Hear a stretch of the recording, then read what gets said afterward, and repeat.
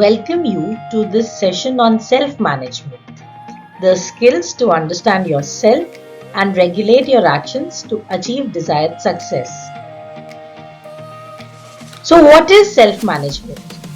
Self-management is your ability to regulate behaviors, thoughts, and emotions in a way that better serves you and your work. Self-management includes self-awareness, your ability to understand your own emotions. Self-motivation, your ability to stay motivated and accomplish tasks. Self-regulation, your ability to adapt and align tasks with goals. Time management, your ability to control how you use your time. And lastly but not the least, stress management, your approach on handling pressure.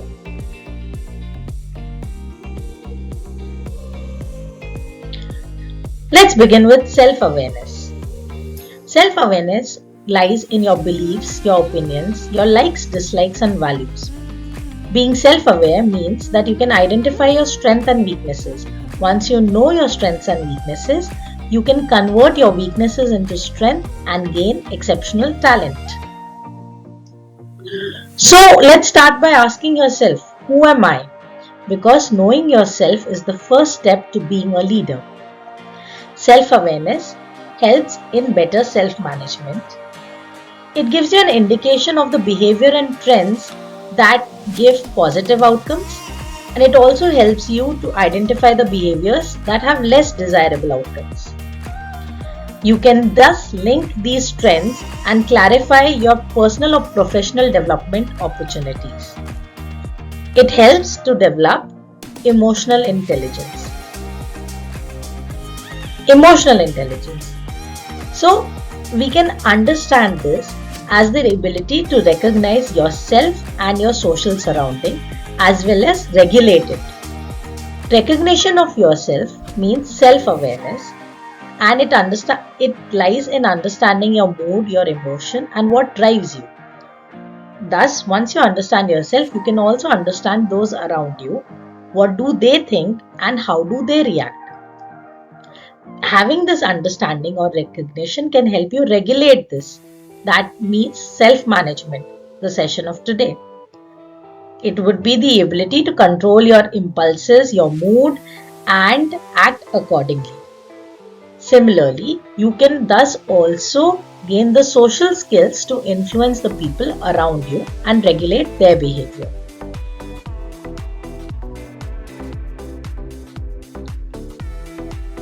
So let's begin with an activity. It's called the SWOT analysis of yourself. This is a very simple way to understand what are your strengths, what are your weaknesses, what are your opportunities, and what are the threats that may impact you in the long run. Sit down and make a list of these four and understand where is it that your strengths lie and what do you need to work on.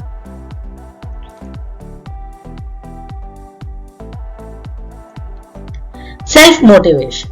So once we understand our strengths, it is important to motivate ourselves to work towards improving the quality of life.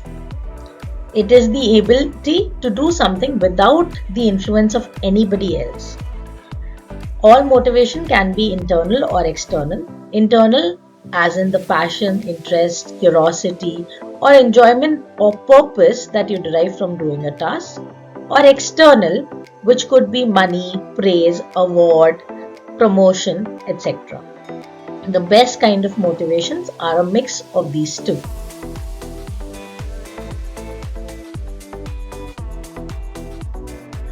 So, what are the qualities of a self-motivated person? A self-motivated person knows what they want from life. They are focused. They know what is important and what is not. And most importantly, they are dedicated to fulfilling their dreams.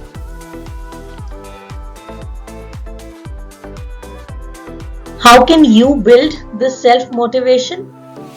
Well, start with identifying your strengths, then setting realistic goals, develop an integrate plan to achieve your goals, and stay loyal or persistent towards your goals. How do you set these goals? It begins with self-regulation. Self-regulation is the ability to stick to your goals and effectively execute them. It includes goal setting and time management.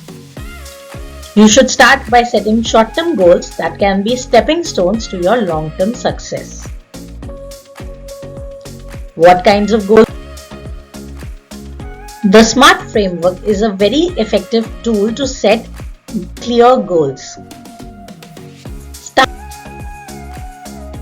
by being specific. Set concrete goals and clear goals. You can ask yourself the 7 W's: why, who, what, where, when, to make detailed goals as possible. Measurable. Always have a metric in mind while setting your goals. How much time do you have? How many team members will be there? How many targets you intend to cover? The more measurable the goals, the easier to achieve them. Achievable. Always set realistic goals. Your resources and expectations should match the goals, and they must have some realistic impact on your life. Relevant. Your goals should be meaningful and should contribute to a larger mission. Always reassess your goals by asking yourself, how does my goal help the organization or help my long-term success? Most importantly, have a deadline in mind. What will I achieve in my goal? What are my short-term milestones? For this, you require time management, another important self-management skill.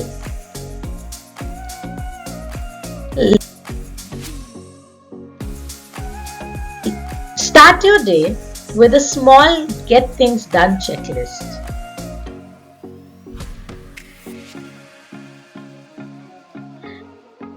In the beginning of your day, assign 15 minutes to capture and dump all your tasks in one list.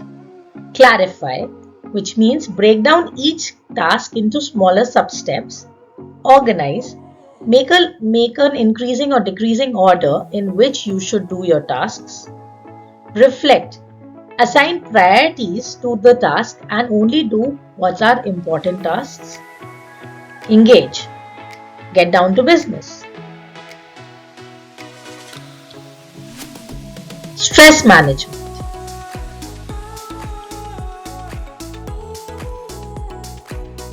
So what is stress?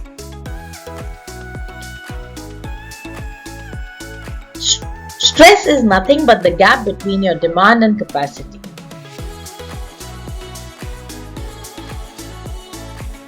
The capacity, i.e., the ability to do a task or handle a situation, which depends on how much time you have, what are the resources in your hand, and what is your energy. When your capacity decreases, you feel stressed. Demand. What is the potential impact of the situation? It could be the difficulty of the situation, the achievement. This situation can determine your achievement, your success in life, and it can also have emotional impact on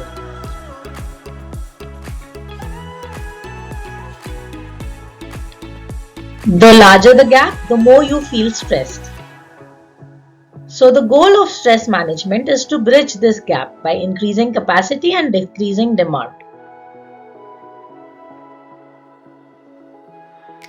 How does your stress impact your performance? In the beginning, when the stress is low, you are prone to procrastination and can remain in your comfort zone. It is ideal to stretch a little, and slowly your performance increases at small levels of stress. But as the stress slowly increases, it can lead to strain and burnout.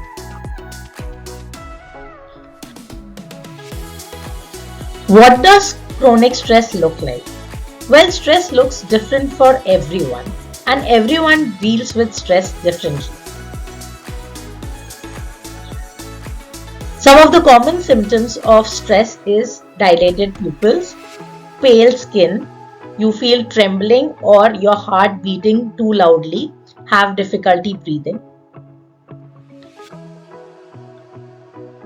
Some of the prolonged symptoms of stress is having a difficulty to sleep, remaining worried, becoming irritable or moody, having a lack of energy, having muscle pain, headaches, stomach problems, and dealing with too many thoughts at one time.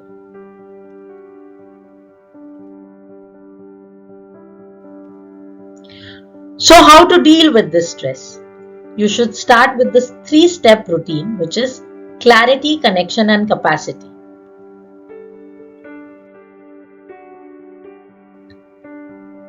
Clarity.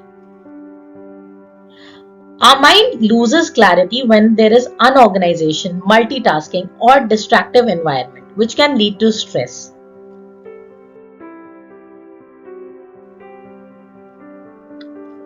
Begin by planning your day, setting smart goals, getting organized, keeping your desk area, your belongings organized, and taking small steps. This ensures that your brain gets clarity and reduces stress.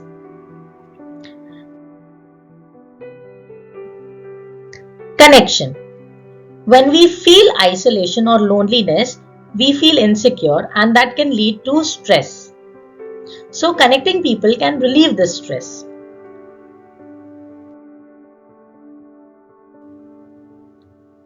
You can build connections by asking for help, appreciating those that are around you, joining a support group, having some members in your life that support you, and engaging in self care, giving time to yourself.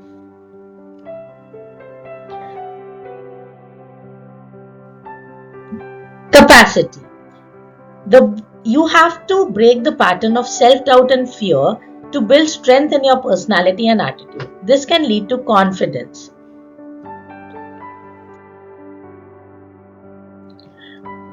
You can build capacity by regularly exercising. Exercising releases endorphins, which can help you feel less stressed. You can learn a new skill. As you develop a new skill, you gain confidence. Start by taking actions every day. When you're active, you feel less stressed. And engage in meditation for calmness.